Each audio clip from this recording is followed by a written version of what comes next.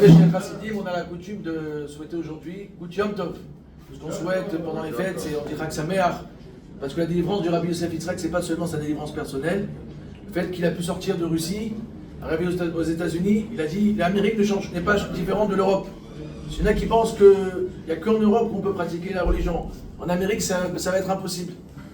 Et Baruch Hashem, donc le Rabbi Hatz est arrivé aux États-Unis, ensuite plus tard il a ramené le Rabbi.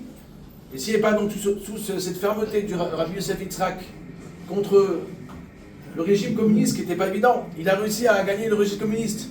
Comme il faut raison qu'aujourd'hui, nous, qu'on a Baruch Hashem, aucune oppression. Alors on a beaucoup de facilité que nous-mêmes, on doit se battre, on doit être ferme, et on doit bien sûr suivre le chemin de Rabbi Yosef Yitzhak. Et le Rabbi il explique, il dit que toute la condamnation de Rabbi Yosef Yitzhak, c'est que le fait qu'il a enseigné la Torah en public. Alors nous-mêmes, le Rabbi dit que le jour de Gimel Tammuz, on se doit de faire un farbrengen en public. Et pourquoi en public? Parce que lorsqu'on est en public, il dit des fois les changements qu'on veut faire nous-mêmes, on n'arrive pas à le faire. Il dit quand c'est en public, il y a une force extraordinaire, commune, qui fait en sorte qu'on arrive à changer lorsque le farbrengen est en public.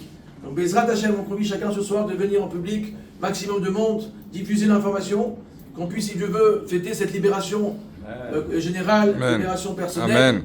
Bezrat Hashem, qu'on puisse inspirer du Rabbi Yosef Yitzhak d'être ferme dans le service de Dieu. Amen. Très prochainement, on est avec Amen.